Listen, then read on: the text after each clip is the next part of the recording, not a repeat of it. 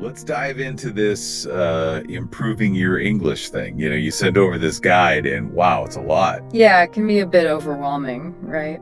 All this advice. For sure. Yeah. That's why we're here, to break it down, make it easy for you. So like the guide starts with these daily habits. It's like the foundation, for language learning. It all comes down to consistency. Yeah. Which makes sense, but I'm curious, is there like science behind that? Why daily practice matters so much? Oh, absolutely. It really is like building a muscle. Every time you use English, you're strengthening those neural pathways in your brain.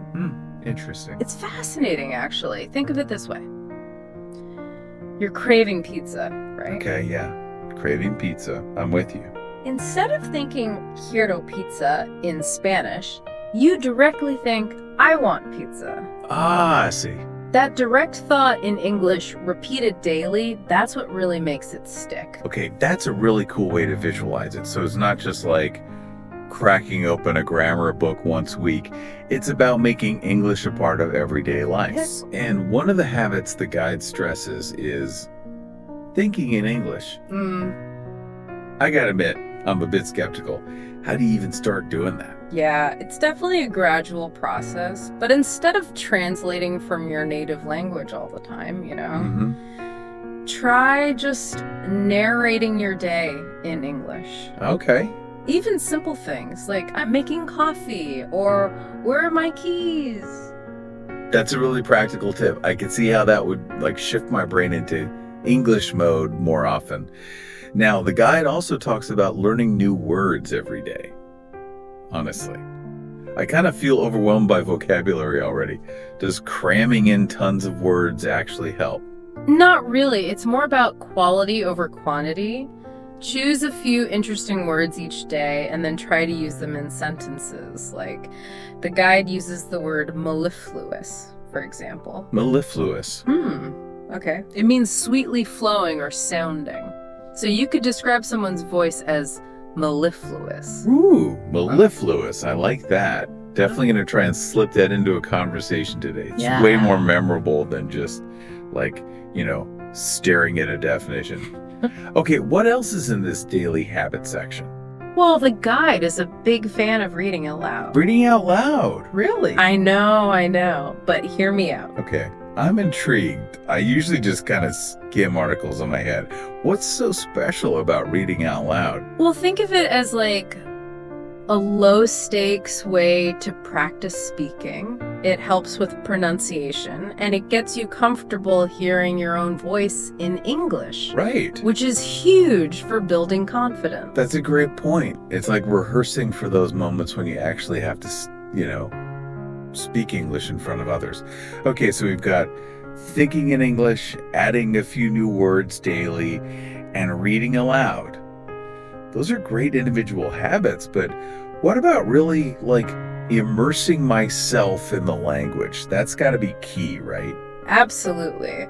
The guide is all about creating what it calls an English bubble around yourself. Surround yourself with the language as much as possible. Okay, I'm picturing an English bubble bath. So what are some practical ways to, create that immersion? Well, the guide suggests simply listening to more English, anything from podcasts to music, audiobooks, even the news. Okay, so my usual playlist needs a serious English injection. I do love podcasts, though. What about watching English TV shows and movies? That's another great one, and it's not just entertainment. Think about it. You're exposed to different accents, slang, cultural nuances even. You might catch a British comedy show and learn some, UK-specific expressions. So I'm learning without even realizing it. I can get behind that. I've always kind of wanted to pick up a British accent. The guide also mentions making English-speaking friends. Which, yeah, I can see how that'd be helpful, but it's easier said than done, isn't it? It can be a challenge, for sure, but even small interactions count. Maybe join a language exchange group or just strike up a conversation with someone at a cafe. I know.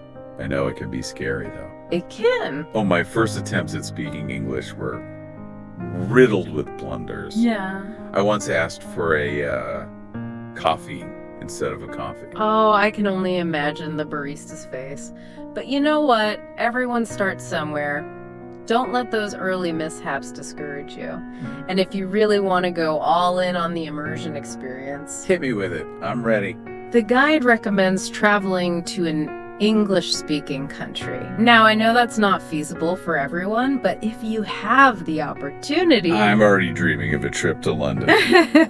But seriously, where would you recommend going for a language learning adventure?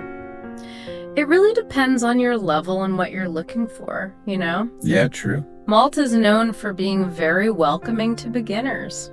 Okay. If you're more advanced and want a charming accent to boot, try Ireland. Ooh, Ireland. And for a truly immersive experience, consider volunteering in an English-speaking country. Wow. So many options. Okay, travel goals officially added to my list. But even without a plane ticket, it sounds like there's a lot I can do right now to create that English bubble at home. Now, what about those moments when I, inevitably hit a wall? Yeah. You know, the guide doesn't sugarcoat the challenges, does it?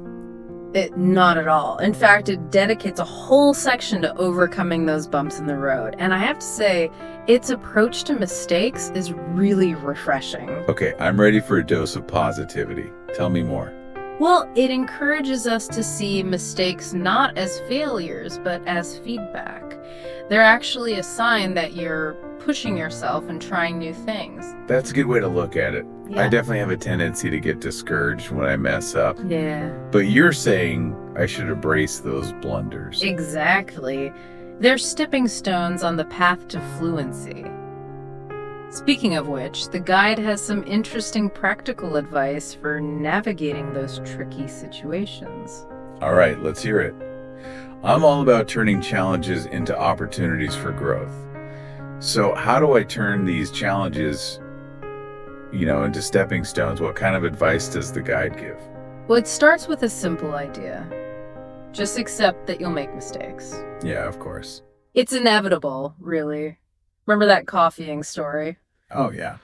Well, I've got another one for you. Once I was traveling, and I wanted to ask for directions to the nearest bank. But instead of saying bank, I accidentally said blank. Oh, no. And then I was trying to explain that I needed to find a blank to exchange money. The person just stared at me, totally confused. Oh, no. I could just imagine that awkward moment. But hey, it's a good reminder that we all have those language brain farts. Even the experts. Exactly. Okay, so accepting mistakes is step one. What else? The guide also recommends speaking slowly, especially when you're nervous or unsure. It sounds counterintuitive, right? You want to speak quickly to sound fluent, but... Yeah. I'm always rushing my words. Worried I'll sound silly if I pause too long. But I guess slowing down gives you time to think. Exactly, and it actually makes you easier to understand. Rushing just leads to jumbled words and confused listeners. Right. It's like, the difference between a smooth jazz melody and a chaotic heavy metal song. Okay. Sometimes a slower tempo is more impactful. Okay, slowing down makes sense. Yeah. What other advice does the guide give for, conquering those language hurdles? This one's key. Be patient. Language learning is a marathon, not a sprint. Patience. Not my strong suit.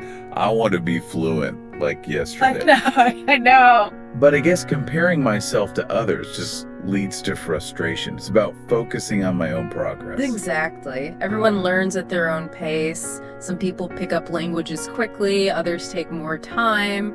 There's no right or wrong, Yeah. The important thing is to just keep going. Even when you feel like you're not making progress, remember, even small steps forward are still steps forward. All right, patience. Got it. So we've covered daily habits, creating that English bubble, and even reframing those challenging moments. But there's got to be more to it, right? What about the actual learning part? Ah, you're talking about those resources and techniques that make a real difference. In this guide, it really delivers. It dives into a bunch of practical strategies. Okay, I'm ready. Let's hear them. I need to upgrade my language learning toolkit. Well, let's start with a classic, flashcards. Flashcards. Really? Haven't used those since, like, grade school. I know, right? They might seem old school, but they're seriously effective for building vocabulary. Okay, how do they actually work for learning English? It's all about active recall. Write a new word on one side, definition or translation on the other. Quiz yourself, mix up the order. You can even get creative, like draw a picture or write a sample sentence. So it's not just about memorizing, it's about really engaging with the word. That's actually more interesting than I thought. What about apps? Those are everywhere these days. Oh, there are some fantastic language learning apps out there. Yeah. It can be great, especially for vocabulary and grammar practice. Some even use spaced repetition, which basically means they show you words right when you're about to forget them. Oh, wow. That's pretty cool. It's like they know my brain better than I do. But sometimes I just want to hear myself speak English, even if it's a little cringy. Any tips for that? The guide recommends recording yourself speaking. I know it can feel awkward, but trust me, it's super insightful. You can hear your own pronunciation, identify areas for improvement, and track your progress. That's a good idea. I could record myself reading or even just chatting about my day. It's like having a personal language coach. Exactly. And speaking of coaches, the guide highlights the power of imitation. Go ahead. Find a native speaker whose accent or style you admire and pay attention to how they speak, the rhythm, the stress, the way they connect words, everything. So like I could binge watch my favorite British sitcom and try to, mimic the actors. Exactly. Sounds fun. But wait, isn't there a danger of sounding like a bad impressionist? Not if you do it mindfully. Focus on those subtle nuances, how they pronounce certain vowels, how they use intonation. It's like learning a new dance move, Yeah. Might feel awkward at first, but with practice, it becomes second nature. Okay, that makes sense. Oh, I'm definitely going to pay more attention to those details when I'm watching shows. What about reading? I love a good book. Does that count as language practice? absolutely. Reading aloud, even if it's just for a few minutes a day, helps with pronunciation, expands your vocabulary, exposes you to different writing styles. Okay, so not just scrolling through social media, but really engaging with the written word. Got it. The guide also mentions finding a speaking partner. I can see how that'd be helpful. But where do I even find someone willing to practice with me? You might be surprised by the resources available. Language exchange programs, online communities, even apps specifically for connecting language learners. So I could find someone learning my native language and we could, help each other out. Exactly. It's a great way to make friends from different cultures, too. And speaking of broadening horizons, the guide has a suggestion I think you'll appreciate. All right, I'm all ears. It recommends practicing English in front of a mirror. In front of a mirror? Really? I know it sounds a little silly, but hear me out. Okay. I'm willing to give it a shot. What's the benefit of, talking to my reflection? It's all about self-awareness. You can observe your facial expressions, your body language, even how you use your hands. Huh. I never thought about that. It can help you identify any habits that might be, hindering your communication. Interesting. Like watching myself on video, but without the pressure of an audience. Exactly. And the more aware you are, the more confident and effective you'll become. Okay, mirror practice. Added to the list. What else does the guide recommend? This one might sound unexpected, but it suggests joining online forums. Online forums. Oh, I love those. Yeah. But how does that help with my English? I'm usually just, lurking. not really participating. That's okay. Even just reading posts and comments can be helpful.